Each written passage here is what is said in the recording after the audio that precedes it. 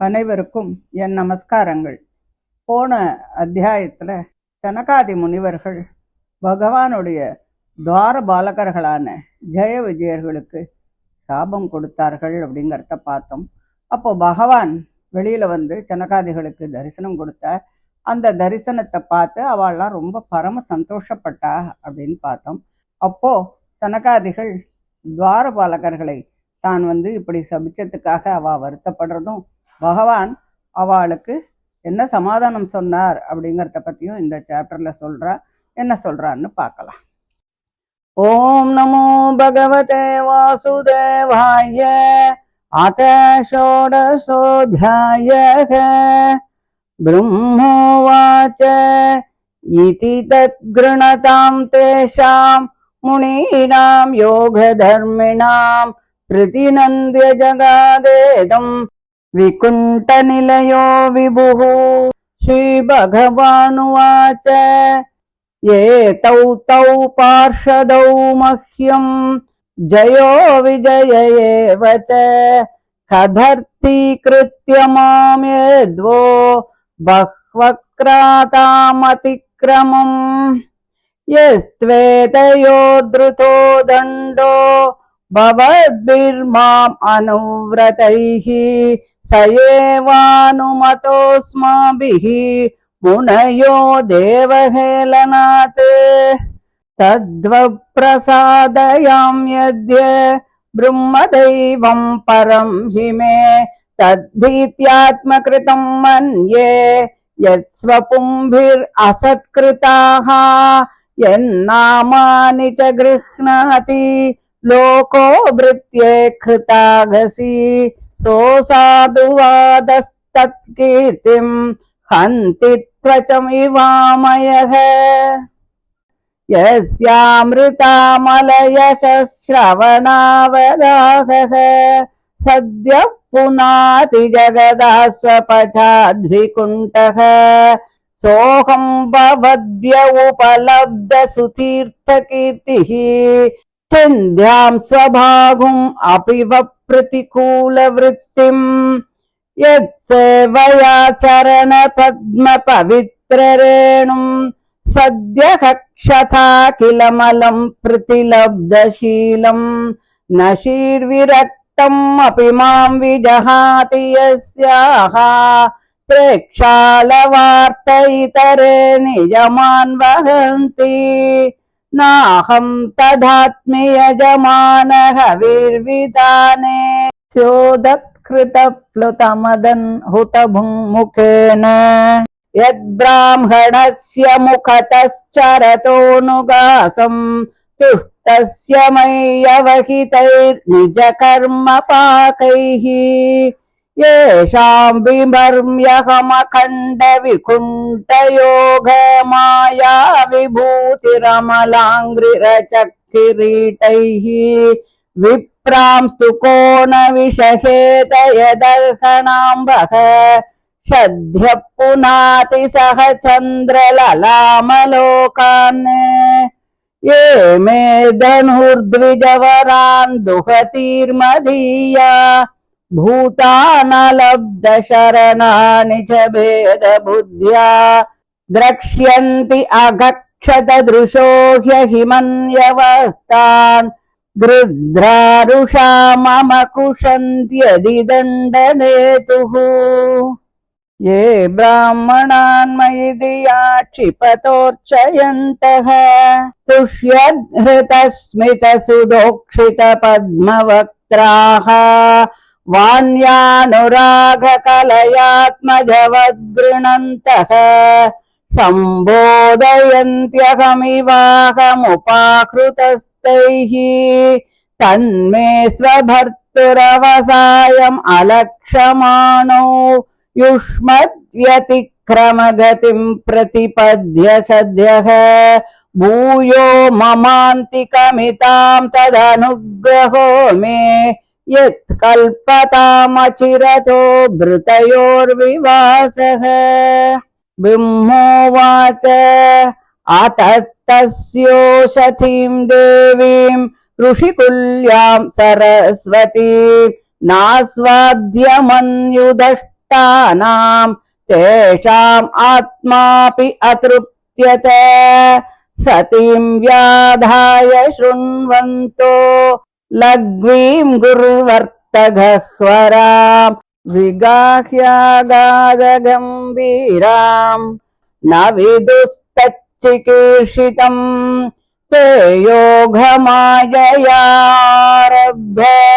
पारमेष्ट्यमहोदयम् प्रोचु प्राञ्जलयो विप्राः प्रहृष्टाः क्षुभितत्वचः ऋषय ऊचुः न वयम् भगवन् विद्मः तव देव चिकीर्षितम् कृतो मे अनुग्रहश्चेति यदत्यक्ष प्रभाषसे ब्रह्मण्यस्य परं दैवम् ब्राह्मणाखिलते प्रभो विप्राणां देवदेवानां भगवान् आत्मदैवतम् त्वत्तः सनातनो धर्मे रक्ष्यते तनुभिस्तव धर्मस्य परमो गुह्यो निर्विकारो भवान्मतः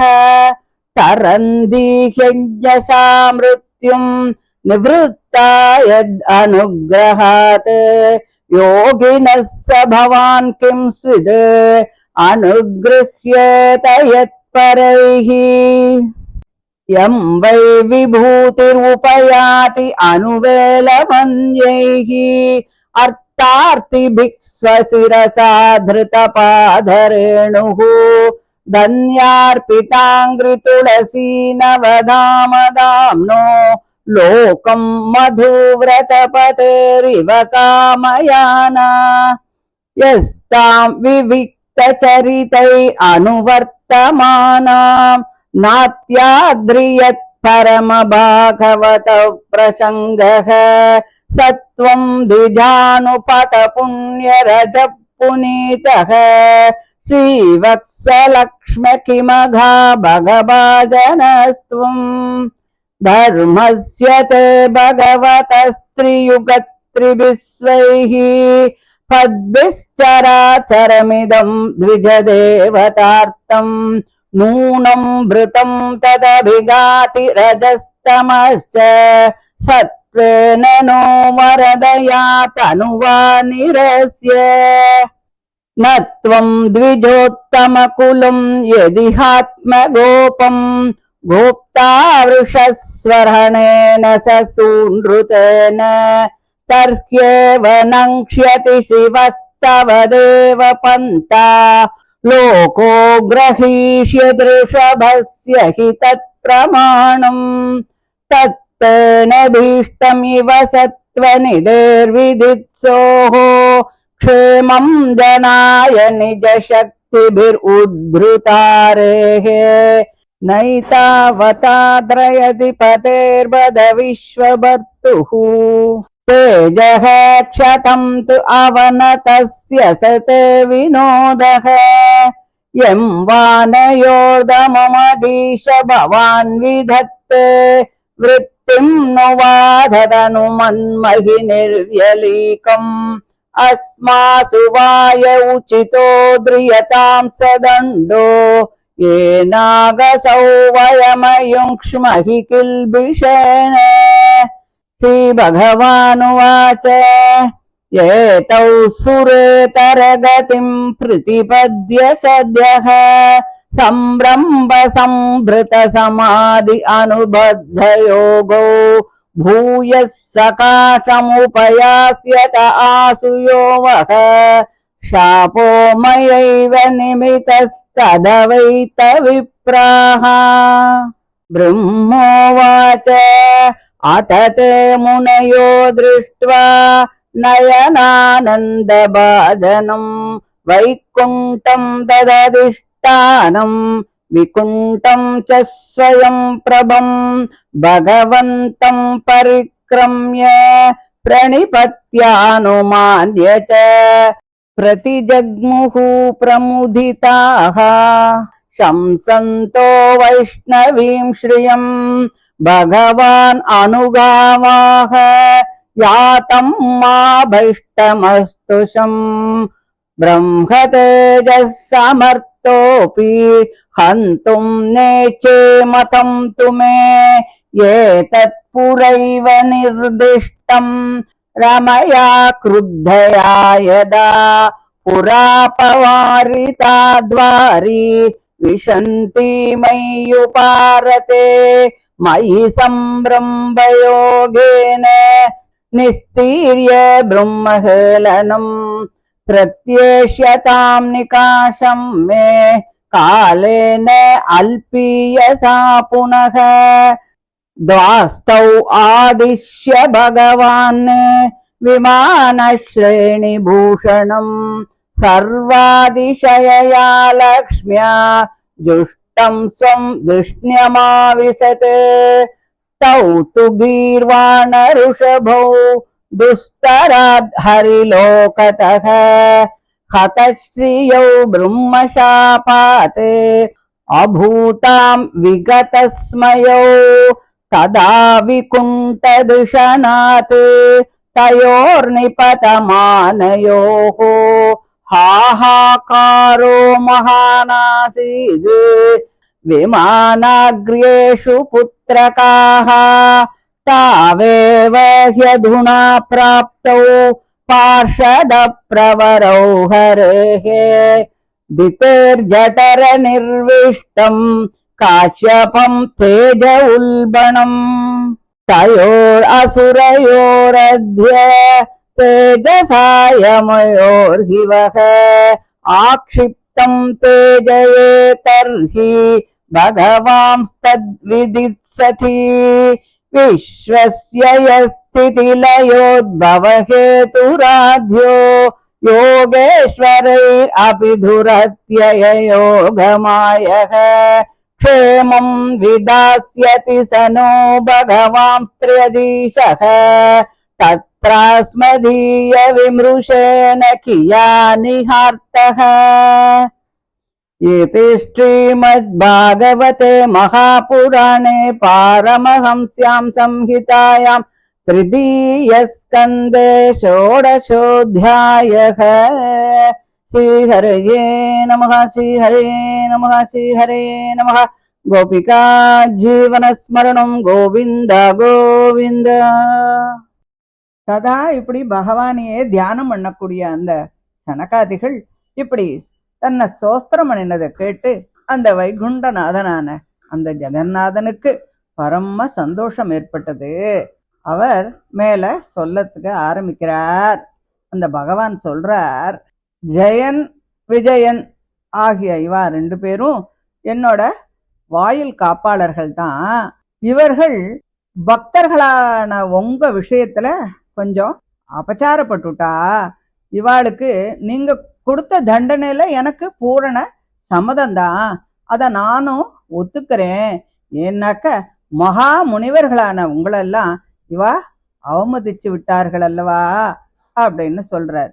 இப்போ நான் உங்களை அனுகிரகிக்க வேண்டிக் கொள்கிறேன். ஏன்னு கேட்டா மேலோர்கள் எல்லாம் எப்போதுமே அனுகிரகிக்க கூடியவர்கள் அல்லவா. பிராமணர்கள் எனக்கு மேலான தெய்வம்தான். ஆனா நீங்கள் நான் என்ன அபராதம் செய்தேன் அப்படின்னு நினைக்கிறீங்களா? என்னை சேர்ந்த எந்த தப்ப பண்ணினாலும் அத நான் செஞ்சதாவே நினைக்கிறேன். அதனால அது என்னுடைய தவறு அப்படின்னு நான் நினைச்சுக்கிறேன். இவர்கள் செஞ்ச இந்த அபச்சாரத்தை அனைவரும் பேசுவா இல்லையா லோகத்துல? குஷ்டரோகம் வந்தா உடம்பு கெட்டு போறது. என்னுடைய வேலைக்காரர்கள் பண்ணினது எஜமானனான என்னோட கீர்த்தியையும் அதுபோல பாதிக்கத்தானே செய்யும். அதனால அந்த அபராதம் எல்லாம் என்னோடது தானே.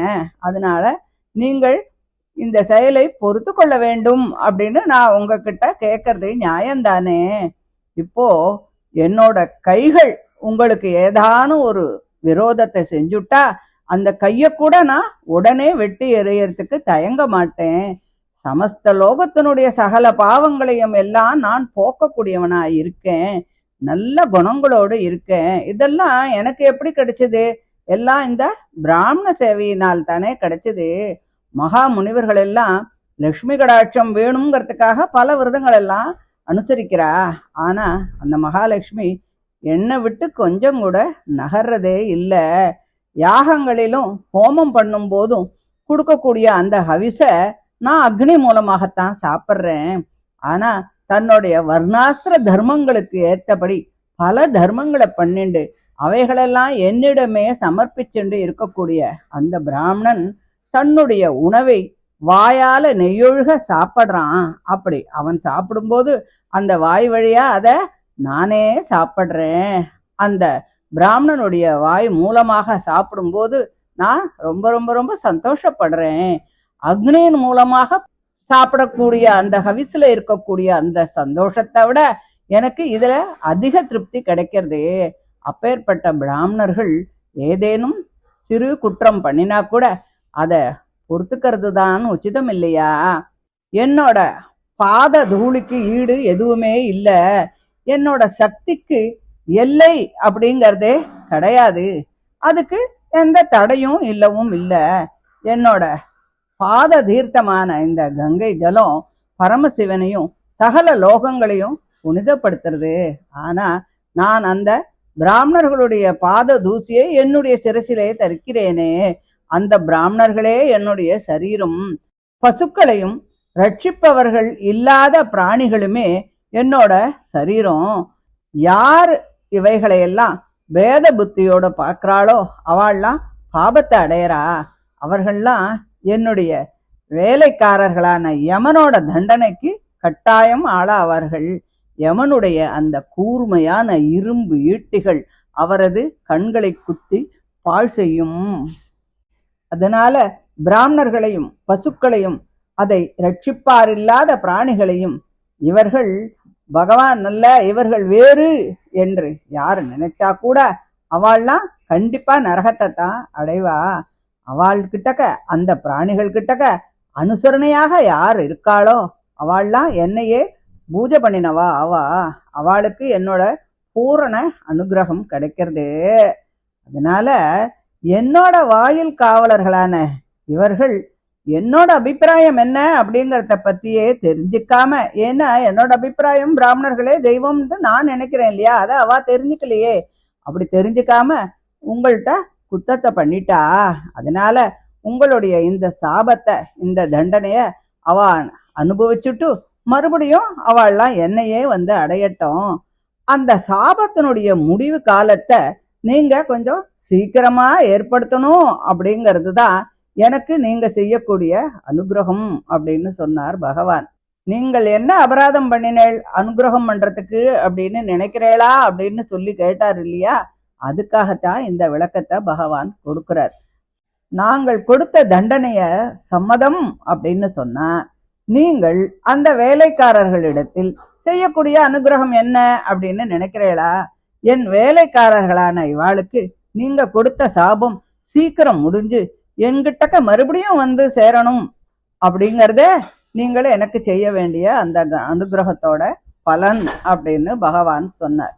இது போல யாரால சொல்ல முடியும்? நாமளா இருந்தா இப்ப என்ன பண்ணுவோம்? வேலைக்காரா தப்பு பண்ணிட்டா உடனே சம்பளம் கட்டும்போம், இல்ல ஜாபே கட்டுன்னு சொல்லிடுவோம். இவ்வளவுதான் நமக்கு தெரியும்.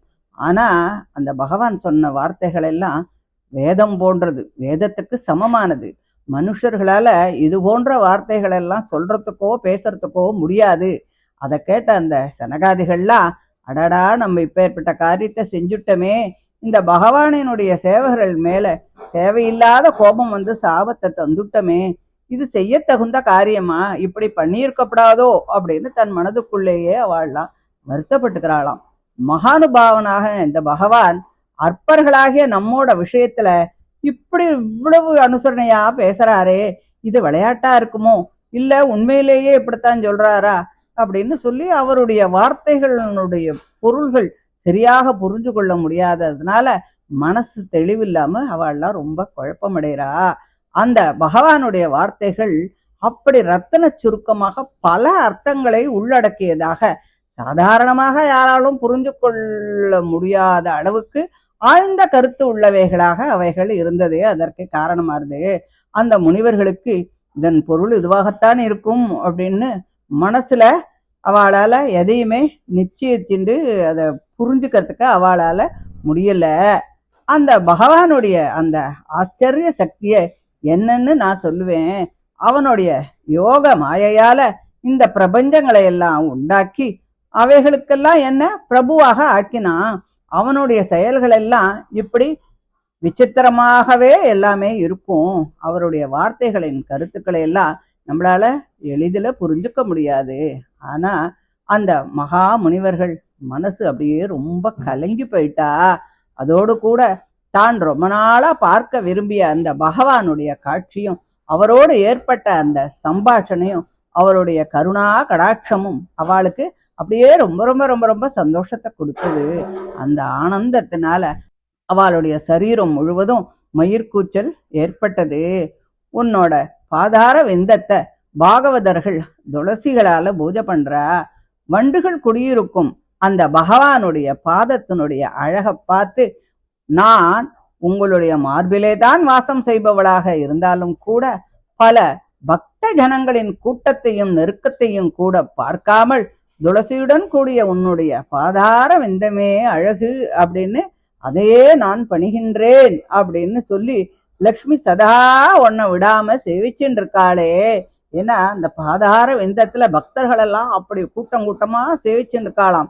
அதனால அந்த கூட்டத்து நெருக்கடியை கூட பார்க்காம மகாலட்சுமி தன்னோட இடத்த கூட விட்டுட்டு பகவானுடைய பாதத்தை பணியறதுல அப்படி சேவிச்சுட்டு இருக்காளாம். அதுல அவ சந்தோஷப்பட்டு இருக்காளாம். ஆனா நீ என்ன பண்ற? பரம பாகவதர்களுடைய பக்தியினால இந்த மகாலட்சுமியை கொஞ்சம் கூட நீ கேர் பண்றதே இல்ல. அதனால அந்த லட்சுமி உன்னை சதா பணிவதற்கு பிராமண சேவை தான் காரணம் அப்படின்னு சொல்ல முடியுமா? உன்னுடைய சௌபாகியமும் அவளுடைய பிரீத்தியும் தானே காரணம். நீ ஏன் அவளை ஆதரிக்கிறது இல்ல? உனக்கு நேரம் இல்லை என்று சொல்வாய். பிராமண சேவையால் பரிசுத்தமாகி விட்டேன் என்று சொல்கிறாயே, அது மட்டும் சரியா? பிராமணர்கள் நடக்கும் வழிகள் தோறும் படிந்து இருக்கின்ற இந்த புண்ணிய தூசிகள் என்ற அடையாளமானது உன்னை பரிசுத்தமாக்குகின்றனவா? இல்லையே, நீ இயற்கையிலேயே பரிசுத்தன் அல்லவா? எல்லையில்லாத சௌந்தர்யம் உடைய நீ ஸ்ரீவக்தம் என்னும் அடையாளத்தை எதற்காக தெரிக்கிறாய்? உனக்கு இல்லாத அழகு அதனாலா ஏற்பட போகிறது? இல்லையே. அப்படிப்பட்ட அந்த பரிசுத்தனான நீ பிராமணர்களின் பாத தூளியை சிரசிலே தரிக்கிறாயே, அது எதற்கு? உன்னை சுத்தி செய்து கொள்ளவா? இல்லையே, லோக சுத்தியின் பொருட்டுத்தானே நீ அப்படி அதை செய்கிறாய். அதற்கு வேறு எந்த காரணம் இருக்கிறது? நீ தர்மஸ்வரூபன் அல்லவா? தவம், தானம், தயை ஆகிய இவையெல்லாம் உனக்கு அசாதாரணமான விஷயங்கள் தானே. தர்மஸ்வரூபனான உனக்கு இது மூன்று பாதங்கள் அல்லவோ? 3 பாதங்களால் நீ பிராமணர்களிடத்திலே சஞ்சரிக்கின்றாய். தமோ குணமும் ரஜோ குணமும் இருந்தால் அவர்கள் மூன்றையும், அதாவது 3 அப்படின்னா தவம், தானம், தயை இவையெல்லாம் அழிக்கிறதுக்கு தானே பாப்பா. உனக்கு மேலான தெய்வங்களான அந்த பிராமணர்களை எல்லாம் பாதுகாக்கணுங்கிறதுக்காகத்தானே நீ ராமகிருஷ்ணாதி அவதாரங்களை எல்லாம் பண்ணி தவம் முதலிய உன்னுடைய பாதங்களை அழிக்கும் தன்மையுடைய தமசர்களையும் ராஜசர்களையும் நிகிரகித்து தவம், தானம், தயை ஆகிய என்று 3 பாதங்களால ஜங்கம தாவரங்கள் அடங்கிய இந்த பூலோகத்தை எல்லாம் நீ ரட்சிக்கிற. இதுல சந்தேகம் ஏதானு இருக்கா என்ன? இல்லையே. இப்படி நீ தர்ம ரட்சகனாக அவதாரம் பண்றதுனால பிராமணர்களினுடைய பாத தூளியாக எதை நீ அனுஷ்டிக்கிறாயோ அதையே லோகமே பிரமாணமாக எடுத்துக்கொள்கிறதே. அப்பத்தானே எல்லாரும் அதை செய்வா. அதனால நீ பிராமணர்களை புகழ்ந்து பேசுவது மேன்மையானது தானே. நீ ஜனங்களுக்கு க்ஷேமத்தை தருவதற்காக பல அவதாரங்களை பண்ணி விரோதிகளை எல்லாம் வேரோடு உடுங்கி எடுத்துடுற. நீ உலகத்துக்கும் தலைவன் அல்லவா? இந்த ஜகத்தை உன்னுடைய சரீரத்துல நீ வச்சுருக்க. பிராமணர்களை நீ வணங்கி அவருடைய பாத தூசியை உன்னுடைய சிரசிலே நீ வகித்தால் கூட உன்னுடைய பிரபாவம் குறைஞ்சிருமா என்ன? நீ அப்படி பிராமணர்களை வணங்குவதெல்லாம் ஒரு லீலை தானே. அனைவரும் இப்படி செய்யணுங்கிறத காட்டுறதுக்காகத்தானே நீ இப்படி பண்ற. நாங்கள் உன்னுடைய வாயில் காப்பாளர்களுக்கு விதித்த தண்டனையை நீ ஒத்துக்கொண்டா கூட, அல்லது நீ வேறு ஒரு தண்டனையை கொடுத்தாலும், இந்த உலகத்தில் இருக்கும்படி முன்போலவே நீ அனுகிரகம் செய்தாலும் கூட நாங்கள் அதுக்கு எந்த விதத்திலையும் மறுப்பு சொல்ல மாட்டோம். எங்களுக்கு நீ எதை செஞ்சாலும் அதுல சம்மதம்தான். இப்படி ஒரு தண்டனையை கொடுத்த எங்களுக்கு நீனும் ஒரு தண்டனையை கொடுத்துடு. அப்படி என்ன தவிர நீங்க செய்துட்டேள் அப்படின்னு நினைக்கிறீளா? உங்களுடைய துவார பாலகர்களுக்கு இப்படி ஒரு சாபத்தை கொடுத்தது எங்களோட தப்பு தானே. புதிதாக உள்ளே நுழையவாள தடுக்கிறது தானே துவார பாலகர்களுடைய வேலை. எங்களையும் அவ தடுத்தா அது எப்படி தோஷமாகும்? நாங்கள் அவளுக்கு சாபம் கொடுத்ததுதான் தோஷம் அல்லவா? அதனால அபராதிகளான எங்களுக்கு தண்டனையை கொடுங்கோ அப்படின்னு சொல்லி சனகாதிகள் பகவான் கிட்டக்க சொல்றா. இப்போ பகவான் சொல்றார், என்னுடைய துவார பாலகர்கள் அசுரர்களாக பிறந்து அது முதல் என்கிட்ட விரோத பாவத்தை வளர்த்துண்டு அதன் மூலமா என்கிட்டக்க வந்து சேர்வார்கள். அந்தணர்களே, இந்த பிராமணர்களுக்கு சாபம் கொடுத்தேளே அது நீங்க கொடுத்தது இல்ல. நானே உங்கள் வாயிலேருந்து இப்படி ஒரு சாபத்தை கொடுக்க முடியா பண்ணினேன். நீங்களாக உங்கள் புத்தி பூர்வமாக இதை செய்யல. அதனால நீங்க இதெல்லாம் பத்தி கவலைப்பட வேண்டாம் அப்படின்னு பகவான் சொல்றார். பிரம்மதேவர் சொல்றார், அந்த முனிவர்கள் கண்களுக்கு ஆனந்தம் தரக்கூடிய அந்த வைகுண்டத்தையும் சுயம் பிரகாசமான அந்த வைகுண்ட லோகத்தையும் பகவானையும் பிரதட்சணம் பண்ணி நமஸ்காரம் பண்ணி பகவானுடைய பெருமையை புகழ்ந்துண்டு சந்தோஷமா அவள்லாம் கிளம்பி போனா. இப்படி முனிவர்கள்லாம் கிளம்பி போன அப்புறம் பகவான் தன்னுடைய துவாரபாலகர்களை சமாதானப்படுத்துறார். பகவான் சொல்றார், நீங்கள்லாம் ஒன்றும் பயப்படாதீங்கோ. நீங்க எங்க போனாலும் சரி உங்களுக்கு சுகம்தான் கிடைக்கும். உங்களுக்கு என்னுடைய அனுகிரகம் உண்டு.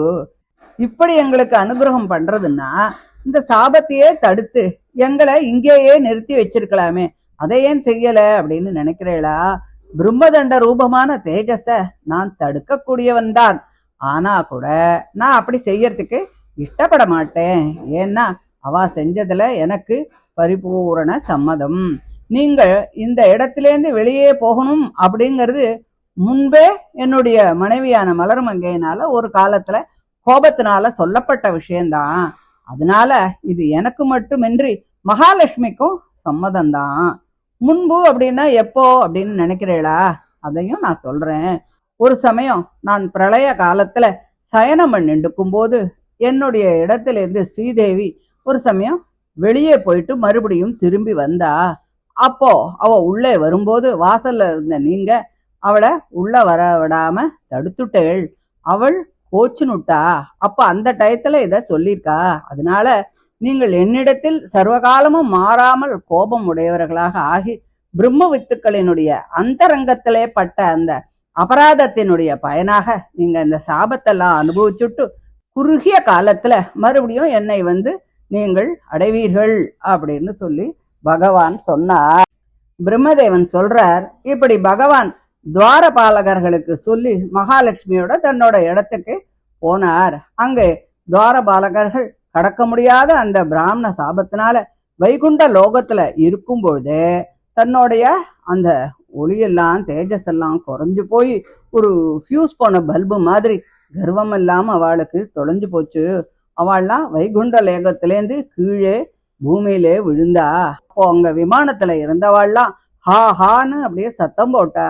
விஷ்ணுனுடைய துவார பாலகர்களாகிய அவள்லாம் திதியினுடைய கர்ப்பத்துல இப்போ பிரவேசம் பண்ணியிருக்கா. அவ ரெண்டு பேரும் ஒரே தடவையில் அந்த கர்ப்பத்துல பிரவேசிச்சா. அவர்கள் யமலர்களான அந்த அசுரர்களாக அவள்லாம் பிறக்க போறா. இப்போ கர்ப்பத்துல இருக்கிற அவளுடைய அந்த தேஜஸால உங்களுடைய தேஜஸ் எல்லாமும் மங்கி போச்சு. இப்போ பகவான் அவதாரம் பண்ணி அவளெல்லாம் வதம் பண்ணி உங்களுடைய தேஜஸ நிலைநிறுத்துவான் அப்படின்னு சொல்லி பிரம்மா சொல்றார். அந்த பகவான் எப்ப வருவான், எப்படி இதை செய்வான் அப்படிங்கிற சந்தேகங்கள்லாம் உங்களுக்கு வருதா? இந்த ஜகத்துக்கு சிருஷ்டி சிதி சம்ஹாரம் இவைகளெல்லாம் நடத்தக்கூடிய அந்த லோகாதிபதியான அந்த பகவான் நமக்கு க்ஷேமங்களைத்தான் செய்வான். ஜகத்துக்கு காரணம் யாரு? அந்த பகவான் தான். அந்த பகவானுக்கு நம்முடைய தேவைகளையும் நம்முடைய இஷ்டத்தையும் பூர்த்தி பண்ணுறது ஒரு சிரமமான காரியமா? அவன் ஆச்சரியமான யோகமாயை சக்தியை உடையவன். அவனுடைய யோகமாயை மகா யோகிகள் கூட புரிஞ்சுக்கிறதுக்கு முடியாது, அதை கடக்கிறதுக்கும் முடியாது. உங்களுக்கு எதுக்கு அந்த கவலை? அந்த பகவான் அதை பார்த்துப்பான். அவன் எப்போ நினைக்கிறானோ அப்போ அதை நிறைவேற்றுவான் அப்படின்னு சொல்லி இந்த 16வது அத்தியாயத்தை முடிக்கிறார். இந்த ஹிரண்யாட்சன், ஹிரண்யகசிபு இவர்களுடைய பிறப்பை பற்றி அடுத்த ஆடியோவில் பார்க்கலாம். தேங்க்யூ.